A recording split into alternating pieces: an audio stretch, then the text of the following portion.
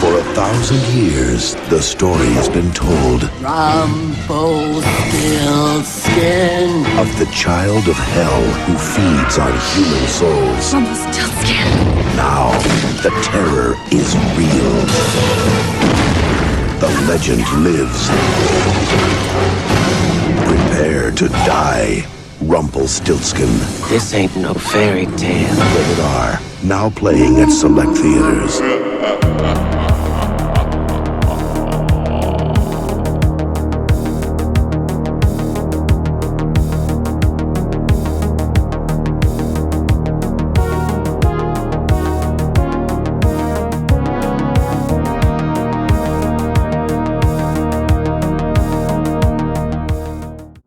So there I am, just kind of minding my own business, walking through Walmart, getting some essentials, getting a little bit of cold and cough medicine, right? And I'm like, let me go ahead and wander through this movie section and see what they got. And out of the corner of my eye, bow no for $16.99. Bow no.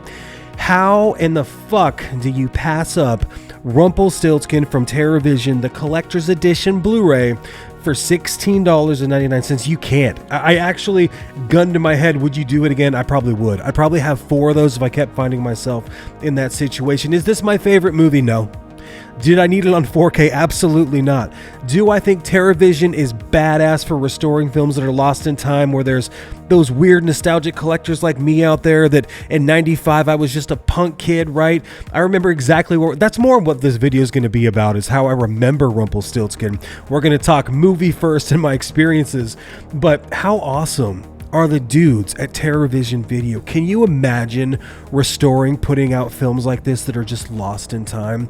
The TerrorVision guys have the coolest job in the fucking world, man, and it's not even close. Okay, they get to take films. This film is actually by Mark Jones, and they get to create a soundtrack, create like a baby's bib. They get to create the sunglasses, the 4K, the brand new art. They get to put out these crazy cool editions, and really they don't charge that much money. I thought that 4K box set was sick.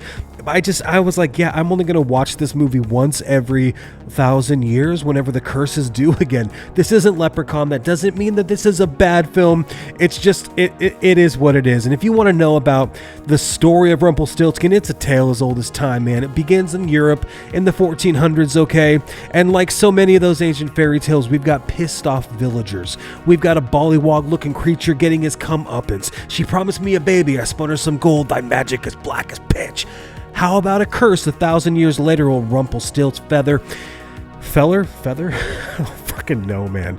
Similar to 92's Leprechaun, the stakes and the curse, they're tossed off in the ocean and they're left to be, picked up many, many years down the road when somebody else needs a curse or some sort of magic lifted to basically, forego some sort of tragedy that's happened. And that's what happens in this film. This film, Rumpelstiltskin, is silly, okay? It makes really no damn sense, but that doesn't mean that it's not a damn fun time.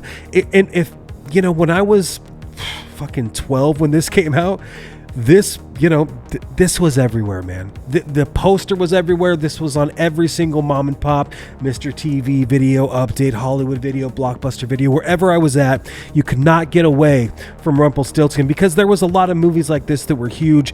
Leprechaun obviously was like on this crazy franchise, just going hit after hit after Leprechaun in the Hood. I mean, they were silly, right? But Rumpelstiltskin, man, it was everywhere, and it's really easy to follow, okay? The music's a little bit cheesy, right? And I know it's got Charles Bernstein, and he does a good job, but it's hokey, if you're going out of 10, this is like a 4 out of 10. Let's be real.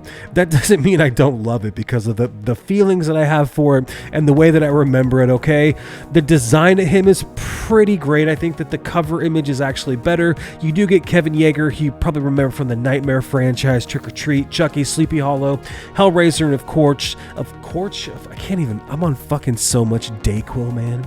Of course, you remember him from UHF, the feature family film with Weird Al. Can you really do worse than an ancient talisman that grants wishes? Not for $16.99, you can't. Easy to follow, pretty good music, fantastic gore, and a true throwback to the 90s late night sci-fi channel straight to video cheese. What else do you really need? In 1995, everything was happening for me, man. And films like Rumple were, you know, a dime a dozen back then when you had the Charlie Band Full Moon years. You know, you had Ginger Dead Man, you had Evil Bong. Cheesy, out-of-touch horror was all the rage. And as an 11-year-old kid, I rented all of them. The only real situation, the only real stipulation, I should say, was the cover had to be cool. The cover had to be cool enough to impress your friends and scary enough to piss off your parents, and I think Rumpelstiltskin excels on both of those fronts. Now, looking back, no one ever told us that those sleepovers, those all-night Sega and Surge parties, that period in your life for 80s kids like me, it was never going to be that good again. Really, that whole little era from like when you were 12 to when you were 18, I mean, no rules, no jobs. All you had to do was to sleep late, have a little paper route, and go and rent fucked up little twisted horror films. We were living the dream and none of us even really knew it. I mean, your friends you've seen every day after school, you walked home with them. That core group of friends went with you to the movies, got too drunk to deliver papers in the morning. That period was the best, and movies like these with these silly ass creatures adorned every TV screen in the 90s. I'm telling you, every shelf from your local mom and pop had this video. So where does it rank when it comes to height challenge brethren, i.e. Willow, Hobbits, Leprechaun, Gremlins, Critters, Spookies, Ghoulies, you know, Child's Play? It's at the bottom of that list, actually. All of those films are better than this. Like, by a fucking lot, dude. What is this? This is like 2 car chase scenes and a couple of little like runarounds with the devil. Like, there's nothing that happens in this movie. It's a short set. It's 91 minutes.